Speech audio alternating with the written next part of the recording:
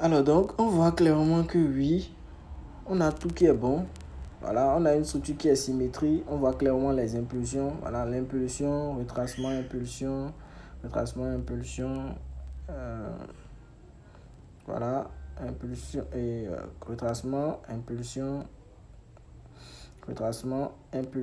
Donc la zone qui nous intéresse ici, vous voyez clairement, c'est la zone où le prix est actuellement.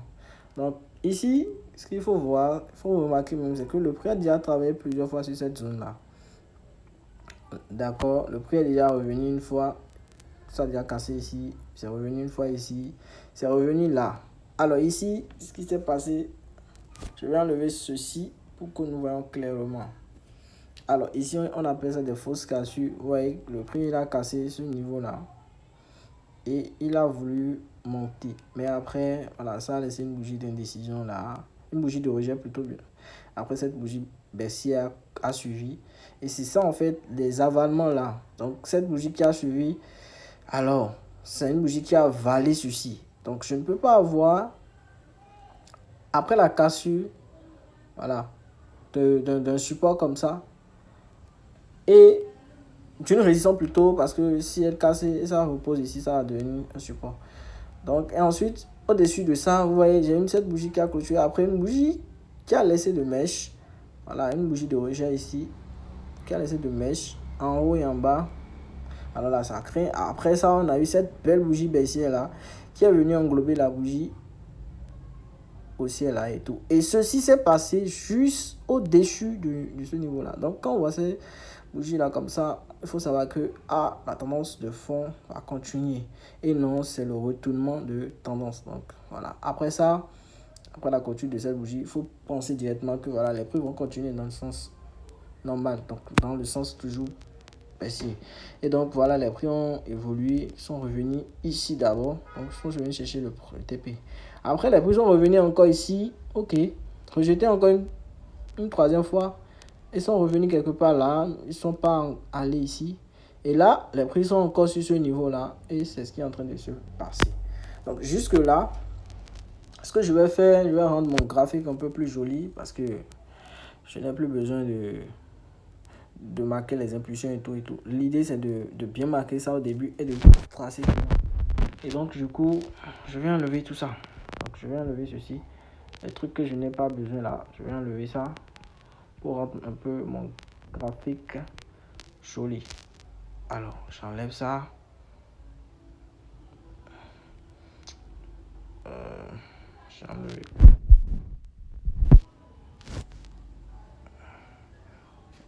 Ici, la couleur, c'est bleu. Hein? Bon, voilà. Je vais enlever ceci. J'enlève ça. J'enlève ça. J'enlève ceci également. Bon, tout ça, c'est beaucoup plus pour être très très précis parce que avec l'expérience, vous n'aurez plus forcément besoin de faire les choses là et tout. Mais je pense que c'est la meilleure méthode hein, pour aller beaucoup plus vite. Vous voyez, là, je suis bon. On est trop bon ici. Je vois un graphique qui est très clair et tout. Alors, ces niveaux-là, je n'ai forcément pas besoin de ça parce que ce qui m'intéresse, c'est ma zone de vente et tout. Et comme ça, des fois même, moi, je supprime tout ça. Mais bon, je vais laisser ça, je n'ai pas besoin. Je vais juste attaquer cette zone-là. Alors, là, nous avons fini en daily. En daily, nous avons fini. Voilà. Et ce qu'on a dit, c'est que quand on finit comme ça en daily, il faut passer sur une unité de temps inférieure pour pouvoir faire quoi?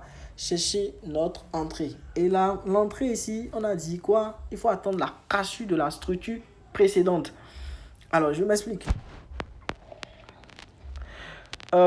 Ici, par exemple, quand les prix ont cassé ce niveau, ok, revenir là et tout. Ici, c'est cette zone où les gens vont prendre beaucoup de sel parce que la zone là est toujours là. Le prix a rejeté plusieurs fois. Donc, il faut chercher, s'il faut trader. Par exemple, ici, premièrement, les prix sont allés ici jusqu'au niveau là. Donc, jusqu'à l'objectif et tout. Et donc, certainement, ils ont cherché une entrée ici. Ici, c'est encore revenu là. Donc, certainement, ils ont encore cherché une autre entrée. Ici, voilà. Après, ça a voulu casser et laisser une fausse cassure. Donc, certainement, après ça, voilà, ça a coulé. Donc, les gens ont encore cherché un sel. Donc, ça fait déjà 3. Ici également, ça fait 4. Donc, peut-être là, c'est le 5e. Donc, c'est une zone qui a été travaillée beaucoup de fois. Donc, les gens vont TP, vont prendre des TP. Donc, je vais commencer peut-être par quelle zone et par quelle entrée.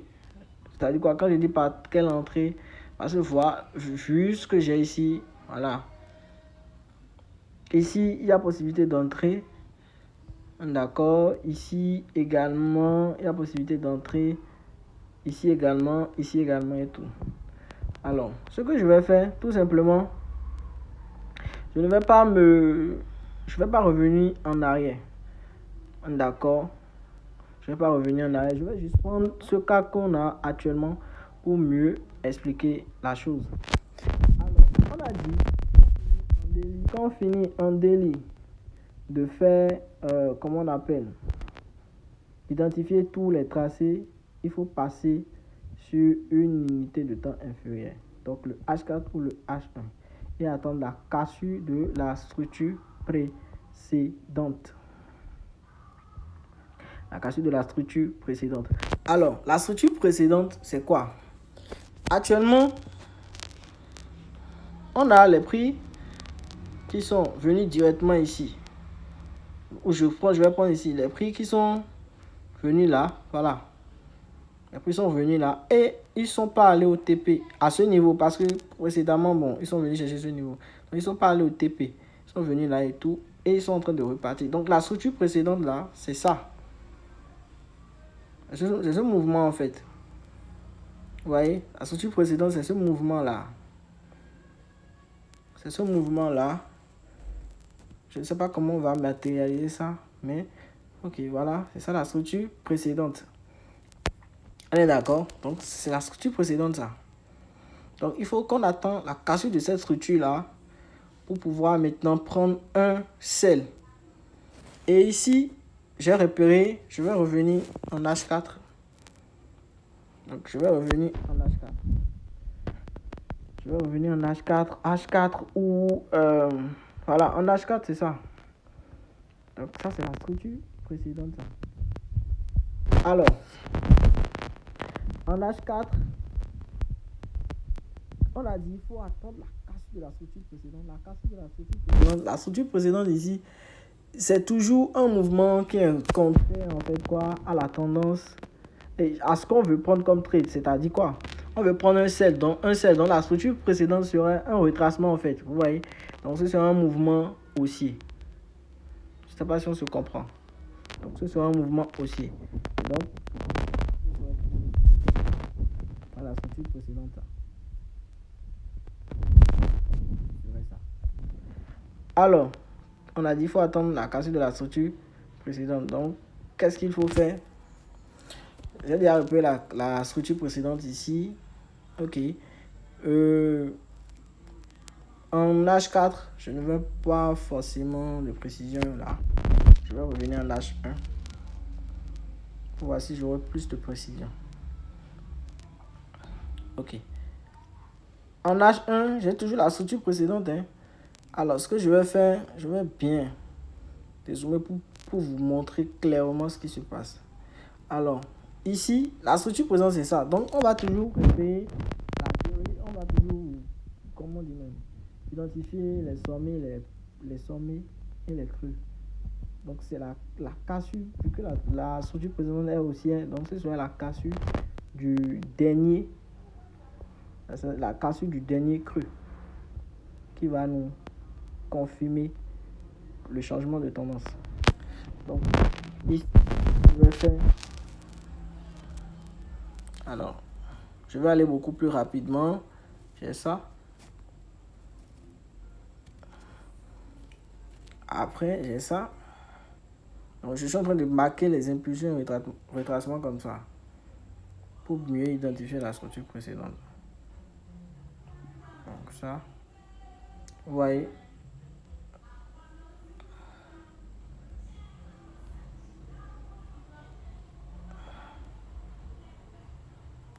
Alors là, j'ai ceci.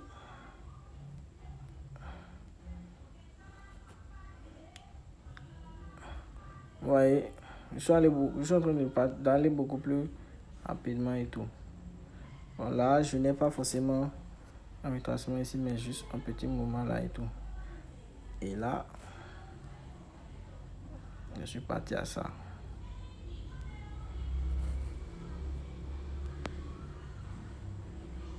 Bon, j'ai ça.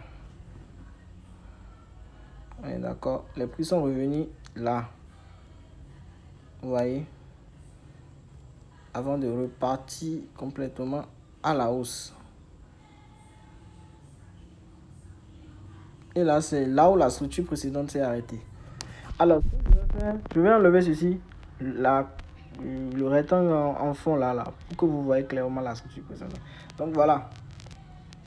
Là, on est toujours dans la zone, hein. Donc c'est ça. Ça veut dire qu'on a dit qu'il faut attendre la cassure. On a dit qu'il faut attendre la cassure. Voici, c'est ça. Ça, c'est le mouvement qui est haussier. On est d'accord? Dans ce cas-là, ce mouvement-là, ça va s'arrêter. Ce mouvement haussier, je dirais que voilà, ce mouvement haussier ne va plus continuer si le prix casse.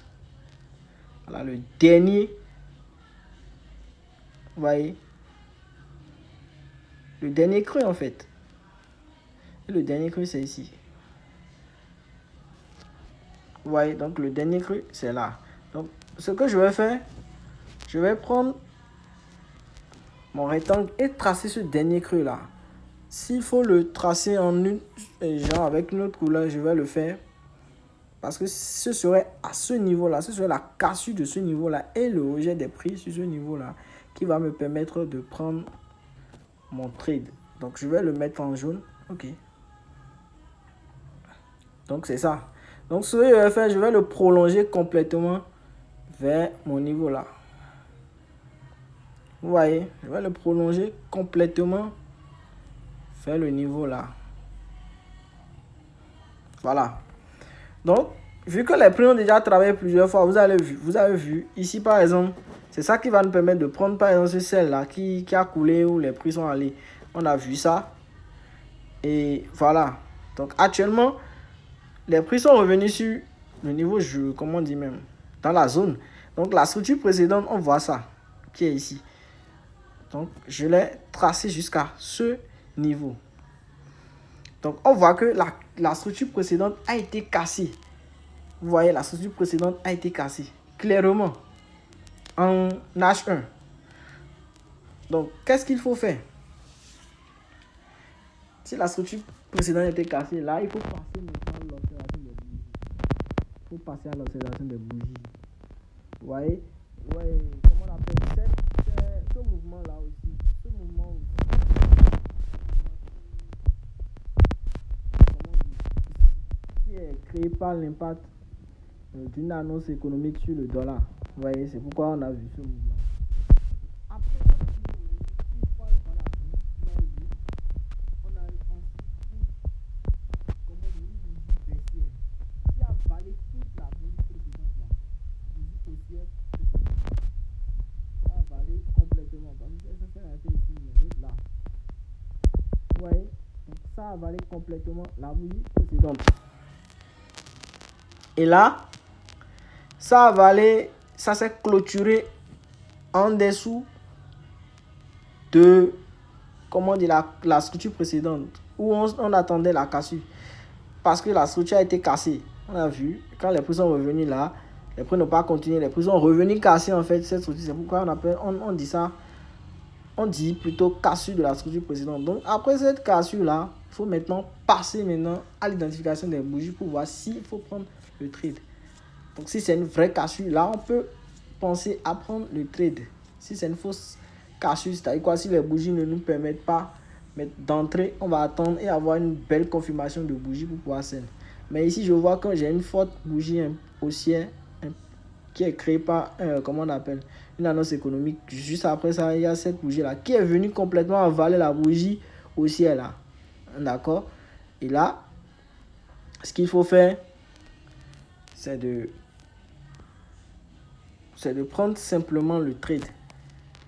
Moi, je vais prendre simplement le trade parce que ce que je vois, cette bougie-là, on sent que c'est d'abord, c'est pas un sens. Si vous regardez le calendrier économique, c'est une bougie qui a été créée par une annonce économique. D'accord? Sur le dollar. Donc, on a l'euro USD. L'euro USD a monté. Donc, si l'euro USD a monté, ça veut dire que techniquement, le dollar a chuté. Donc, les annonces sur le dollar a créé une baisse du dollar et tout. Donc, l'annonce plutôt sur le dollar a créé une baisse. Et donc, voilà. Ça fait qu'on a jamais... Juste après l'annonce, voilà, on a eu cette bougie qui est venue avaler et tout. Après, on a eu des bougies d'indécision. On est en train d'avoir des bougies d'indécision et tout. Ce qu'il faut faire, c'est soit il faut entrer directement en position. Parce que c'est quand même une belle bougie. Ou carrément, il faut attendre que les prix reviennent également sur ce niveau-là. Et laisser une bougie de rejet. Ensuite, une bougie baissière et tout pour prendre le trade. Mais là, il faut entrer en position. Maintenant, comment on dit, ce qui va nous permettre de savoir s'il faut entrer en position maintenant ou s'il faut attendre les prix revenir sur ce niveau-là, ça va être simplement le risque ratio. Mais techniquement, on peut entrer en position. D'accord, on peut entrer en position. On peut entrer en position avec la bougie d'avalement qu'on a eu là. Alors, si on entre en position où il faut placer le stop loss, on a dit qu'il faut placer le stop loss au-dessus de notre zone. Donc, ce qu'il faut faire, si on doit placer le stop loss sera quelque part ici. Quelque part là. D'accord? On va le placer légèrement en haut de là où la bougie de rejet a eu lieu. Quelque part là. Et notre TP final, ça va être, voilà, la fin. Ça va être la fin de la structure. Donc, on aura ici. Le TP sera ici. D'accord? Donc, le SL sera là. Le TP sera là. Après, il y a des TP intermédiaires. Les TP intermédiaires, c'est les niveaux potentiels où les prix peuvent se retourner à tout moment. Mais s'il faut prendre directement l'objectif, ça va être, voilà, la fin comment on dit? Oui, la fin de la structure précédente et tout. Et donc, c'est ça. Alors, donc si je prends le trade, je vais prendre le trade directement. Je vais prendre le trade quelque part ici. Voilà, si je prends le sell, je vais mettre mon stop loss. J'ai juste pris un lot et tout. Le stop loss légèrement ici. On est d'accord. Et là, mon TP va être... Je vais fixer un TP complètement en bas là. Voilà. Donc, j'aurai un TP complètement en bas là et tout. Mais après, j'aurai des TP intermédiaires. Donc, les TP intermédiaires, c'est les niveaux potentiels où le prix peut rejeter. On est d'accord. Et là, je vais refacer maintenant la structure, passer de la structure précédente parce que l'idée, c'est de finir de voir ça et puis de d'effacer. C'est de pouvoir identifier ça et puis faire quoi? Tracer, comme pour pouvoir prendre plutôt le trade. Beaucoup pour ça. Donc, je vais enlever tout ça.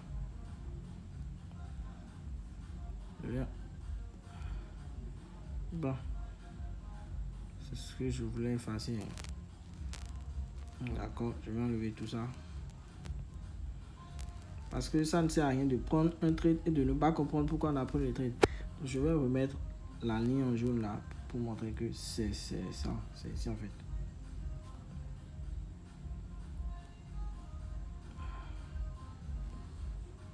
Voilà. Ok. Donc, j'ai déjà effacé ça. Alors, pour les TP intermédiaires, c'est les niveaux où les prix peuvent se retourner à tout moment. Et là, j'ai ça. Donc, ici, je vois que le prix peut revenir ici et retourner. Parce qu'on a vu, j'ai un niveau ici. Les prix ont déjà sont revenus ici. Sont venus ici plutôt une fois et ils sont retournés. Donc, les prix peuvent venir complètement ici et changer de direction. Maintenant, après ça, si je descends, oui, il y a ce niveau également. Il y a ce niveau où je dirais là. Oui, il y a ce niveau. Voilà. Ils sont revenus ici, changer de direction, revenir là, changer de direction. Donc, un premier TP là, un second. S'il casse ici, voilà, il faut espérer qu'il vienne ici, un deuxième TP. Et le troisième TP qui est complètement la fin. Voilà, ici. Donc, techniquement, on a 3 TP. Il va falloir surveiller les prix chaque fois quand les prix seront à ce niveau-là. Donc, voilà comment il faut entrer en position. Il faut par là comment il faut revenir sur une unité de temps inférieure et entrer en position.